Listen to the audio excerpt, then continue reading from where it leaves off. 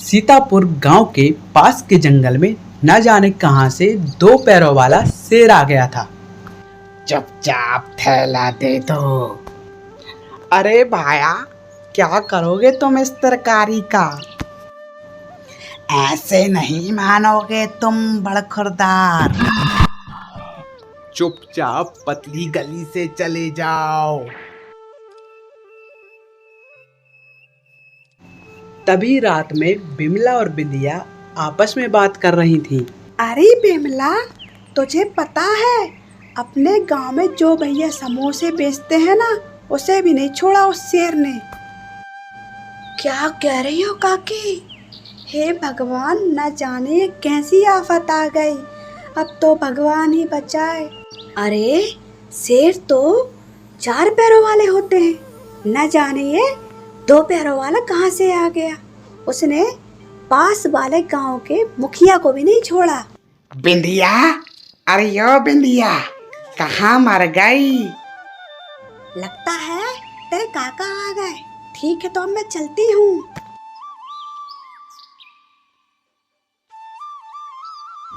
फसल बेचकर आते समय बिरजू काका को केवल एक ही डर सताया जा रहा था, कहीं वो 2 पैरों वाला शेर ना मिल जाए।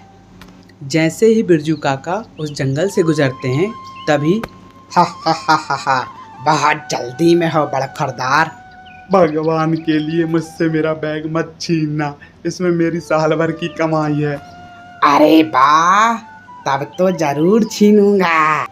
इस तरह वो शेर बिरजू काका से भी उनका सामान छीन लेता है।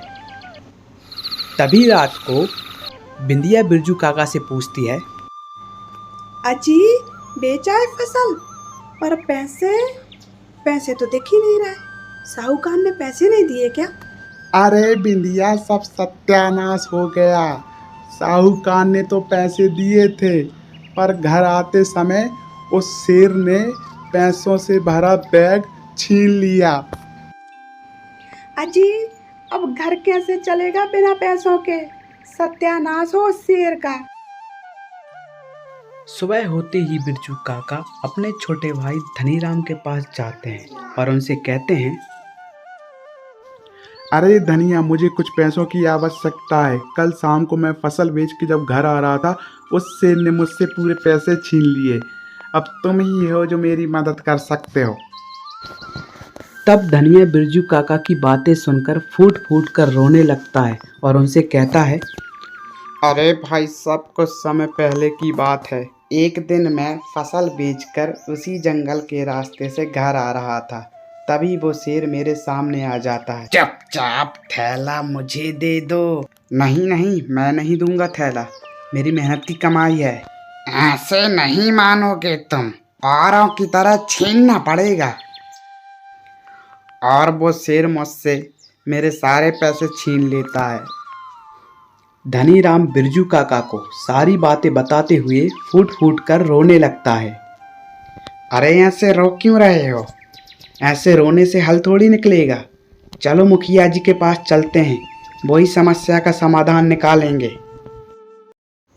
और सभी लोग मुखिया जी के पास चल देते हैं।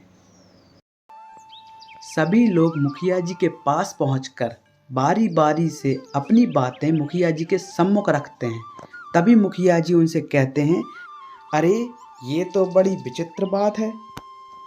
अरे मुखिया जी, हम सभी लोगों ने उस शेर से बचने के लिए शहर जाना ही बंद कर दिया है। सभी लोग आपस में बात कर रहे थे, तभी वहां पर एक व्यक्ति आता है और उनसे कहता है, अरे इस समस्या का समाधान मेरे पास है।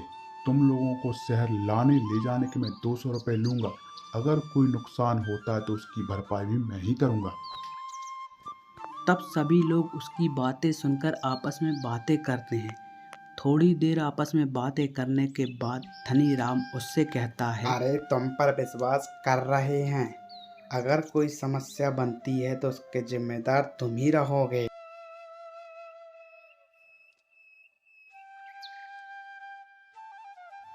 अगली सुबह से वो व्यक्ति गांव के लोगों को शहर लाने ले जाने का कार्य शुरू कर देता है। इस तरह वो व्यक्ति गांव के किसी न किसी व्यक्ति को रोज शहर ले जाया लाया करता था। तभी एक दिन गांव के कुछ लोग मुखिया जी के पास गए। अरे मुखिया जी, जब से हम उस व्यक्ति के साथ जा रहे हैं तब से नहीं मिला शेर। क्या पता ऐसा उसके पास क्या जादू है। हाँ हाँ मुखिया जी, जानकी एकदम सही कह रही है। जब से हम उस व्यक्ति के साथ जा रहे हैं तब से हमें शेर नहीं मिला है और ना ही कोई नुकसान हुआ है। चलो बढ़िया है, उस समस्या से छुटकारा तो मिला। अभी बात चल ही रही थी कि इतने में वो व्यक्ति भी वहां आ जाता है।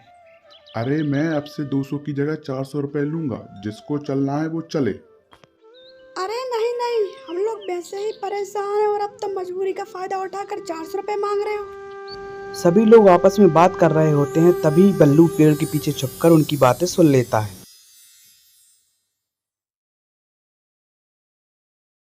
बल्लू दिमाग से बहुत तेज था। अरे कुछ तो गड़बड़ है। जब वो व्यक्ति शहर जाता है तो उसे शेर नहीं मिलता, और जब गांव वाले जाते हैं तो उन्हें शेर परेशान करता है। मैं इस गुत्थी को सुलझा के रहूंगा।